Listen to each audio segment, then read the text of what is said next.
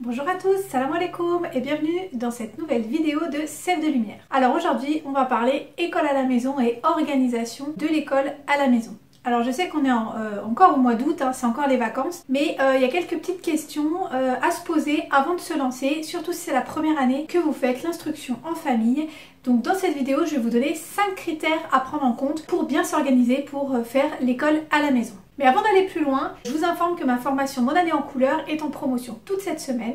Dans cette formation, je vais vous guider pas à pas en fait dans la construction en fait de votre programmation, une programmation sur mesure qui vous ressemble, à l'aide donc d'un logiciel sur internet, vous allez voir qui est gratuit et très simple à prendre en main, qui vous permettra donc d'avoir une année en IEF sereine et de vous adapter aux différents changements au cours de l'année. Donc je vous mets le lien en bas dans la description.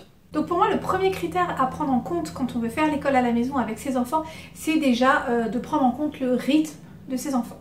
Par exemple, moi, j'ai ma fille aînée c'est une grosse dormeuse. Donc il est hors de question pour moi de programmer les apprentissages, on va dire par exemple à partir de 9 h, parce que je sais déjà directement et pertinemment que c'est voué à l'échec. D'autant plus que ma fille, une fois qu'elle se lève, elle aime prendre son temps, elle aime bien jouer, elle aime bien faire ce qu'elle a un petit peu dans sa tête. Donc je sais que si je lui propose des apprentissages trop tôt le matin, ça risque de bloquer avec elle et donc elle sera pas disponible pour ça et donc on risque d'avoir des petits soucis à ce niveau-là. Donc ça c'est un exemple, ça peut être autre chose. Par exemple si votre enfant fait la sieste l'après-midi, forcément ne pas prévoir les apprentissages l'après-midi, enfin voilà. Essayez de voir un petit peu le rythme de votre enfant ou de vos enfants et de voir quel est le moment de la journée où ils sont le plus disponibles finalement pour travailler. Autre chose à prendre en compte si vous avez des bébés ou des enfants en tout cas plus jeunes, est-ce qu'on ne peut pas profiter par exemple de la sieste du plus jeune pour faire l'école à la maison avec les plus grands, parce que des fois c'est un petit peu difficile de conjuguer un petit peu tout ça. Le deuxième critère à prendre en compte, ça va être de prendre en compte justement les contraintes du quotidien. Si vous travaillez, que ce soit à l'extérieur ou à domicile, si vous avez des rendez-vous réguliers, des choses comme ça, prendre aussi en compte l'organisation quotidienne à la maison, les lessives, le ménage, les repas, etc., etc., pour justement en fait dégager des plages horaires qui soient vraiment consacrés à l'instruction en famille, à l'école à la maison, quel que soit le type d'école à la maison que vous voulez faire. D'ailleurs, j'en reparle juste après. Mais en fait, l'idée, voilà, donc c'est de lister un petit peu toutes ces contraintes-là, comme je vous disais tout à l'heure, soit au niveau des besoins de l'enfant, soit au niveau de vos contraintes personnelles, pour réussir en fait à dégager des plages horaires où vous serez disponible pour donner l'instruction à vos enfants ou les emmener dehors ou en tout cas s'occuper d'eux de manière générale. Parce que bien sûr, il n'y a pas qu'une seule façon de faire l'école à la maison, il y en a vraiment plusieurs. Donc on va y venir un petit peu plus loin dans cette vidéo. Mais voilà, c'est vraiment histoire en fait de savoir quand vous êtes disponible et quand les enfants sont disponibles pour pouvoir donner de bonnes conditions donc à cette instruction. Et ça, c'est ce qu'on travaille dans un des modules de la formation Mon année en couleur. Donc on essaye de dégager donc des plages horaires pour pouvoir donner l'instruction à vos enfants. Donc si vous êtes intéressé par cette formation, je vous laisse aller jeter un œil dans le lien dans la description. Important aussi à prendre en compte au niveau de ces plages horaires, c'est les activités extrascolaires des enfants. Si les enfants ont des activités extrascolaires le soir ou en journée, forcément il y aura peut-être de la fatigue autour de ça, donc pas forcément proposer l'apprentissage juste avant ou juste après. Voilà. Le troisième critère que je vous propose donc de prendre en compte pour vous organiser correctement pour faire l'école à la maison à votre enfant, c'est... j'ai oublié, je vais le lire. Je recommence.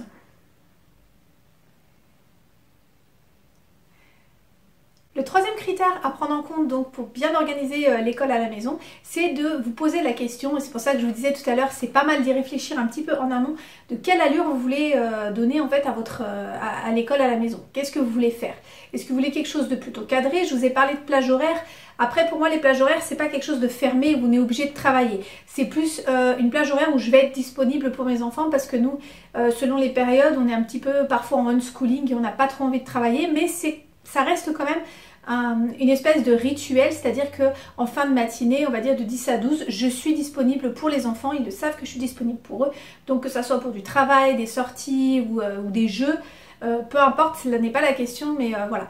Donc après, vous posez la question, si vous voulez un style d'IEF un petit peu plus cadré, en fait avec du travail plus formel, on va dire plus scolaire, avec des manuels par exemple ou des cours par correspondance ou ce genre de choses là, ou est-ce que vous voulez un style d'école à la maison plus souple ou soit en utilisant une pédagogie alternative avec la pédagogie Montessori par exemple, que nous utilisons aussi beaucoup avec mes enfants, ou si c'est d'autres activités de manipulation, ou si carrément vous préférez faire ça en unschooling avec en fait tout simplement les apprentissages du quotidien, des jeux, etc. etc. Donc ça, ces questions-là, pour moi, c'est vraiment essentiel de se les poser en amont pour pas être pris au dépourvu donc en septembre.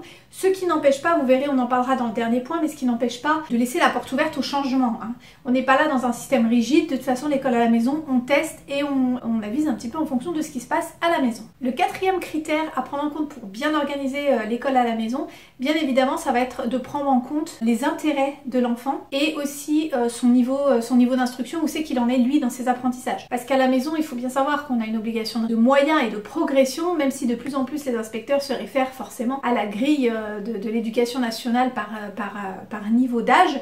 Ce qu'il faut savoir, c'est que normalement notre enfant maintenant, il est soumis en fait à l'obligation d'atteindre les objectifs à la fin du cycle. C'est-à-dire à la fin du cycle 1, c'est la fin de la grande section, cycle 2, c'est la fin du CE2, cycle 3, la fin de la 6e, etc. etc. Donc, a priori, on n'est pas obligé, si votre enfant il apprend à lire au CE1 plutôt qu'en CP, en théorie, même s'il y a une pression énorme au niveau des inspecteurs, on n'est pas obligé donc de suivre le programme scolaire à la lettre. Donc ça, c'est vraiment très important aussi à prendre en compte dans votre programmation, enfin dans votre organisation globale, parce que si vous choisissez par exemple de faire une instruction en famille avec des manuels, n'allez pas choisir du CP parce que votre enfant a 6 ans, s'il sait déjà lire par exemple, enfin voilà, ça c'est un exemple un peu bateau, mais voilà, c'est vraiment pour vous donner une idée. Donc prenez bien en compte les intérêts aussi de vos enfants, parce que c'est ce qui va vous permettre des fois de débloquer certains apprentissages. Par exemple, un enfant qui n'a pas envie de lire, si on lui donne quelque chose à lire sur un sujet qui l'intéresse, qui le passionne réellement, il aura plus de facilité forcément à se mettre donc dans les apprentissages que si on lui donne quelque chose à lire qui ne l'intéresse pas du tout. Donc ça, c'est aussi ces deux derniers points là, les intérêts de l'enfant, le niveau de l'enfant surtout, c'est des choses qu'on travaille dans la formation Mon année en couleur. Il y a tout un tableau justement de progression pour faire le point sur là où en est votre enfant dans ses acquis.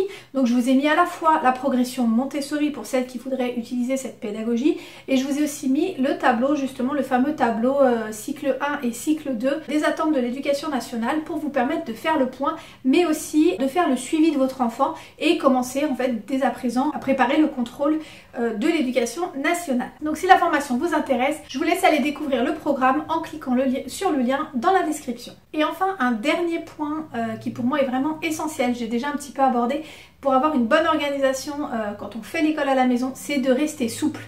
Même si on a des plages horaires, même si on a un programme, même si on suit peut-être des cours par correspondance, des manuels, etc., etc., peu importe, l'important c'est de rester souple. Si un jour l'enfant n'a pas envie, ou que vous-même vous n'avez pas envie, je pense que c'est aussi très très important de savoir s'écouter, parce que par expérience, quand on se force, finalement ça ramène rien de bon au final. Du coup, tout le monde traîne les pieds, on n'y prend plus plaisir, et franchement quand on fait l'école à la maison, c'est pas vraiment le but. Alors c'est vrai qu'on a de plus en plus de pression, surtout avec les lois qui sont en train d'être discutées encore à l'heure actuelle, mais voilà, pour moi c'est vraiment très important de rester souple et de rester ouvert. Si on a envie de prendre une semaine de vacances, on prend une semaine de vacances. Si on a envie de sortir alors qu'on avait prévu à la base un gros travail sur la grammaire, la conjugaison, peu importe, et ben c'est pas grave. Il faut aussi apprendre à lâcher prise et rester flexible. Et justement dans mon année en couleur, le logiciel que j'utilise permet vraiment de faire ça par simplement des glisser déposer. Si on n'a pas fait une activité un jour, on peut la décaler à un autre jour, et c'est ça que je trouve vraiment super dans ce système là, parce que ça nous permet vraiment de nous adapter à l'enfant. Donc je vous laisse aller découvrir tout ça en cliquant sur le lien dans la description. Cette vidéo est terminée, j'espère qu'elle vous a plu et qu'elle vous donnera des pistes donc pour organiser au mieux l'école à la maison pour l'année prochaine. N'hésitez pas à liker et à commenter si vous avez des remarques à faire, ou à nous dire comment vous vous organisez pour faire l'école à la maison. N'hésitez pas à vous abonner pour ne pas rater les prochaines vidéos de la chaîne, et moi je vous dis à très bientôt sur la chaîne Sève de Lumière.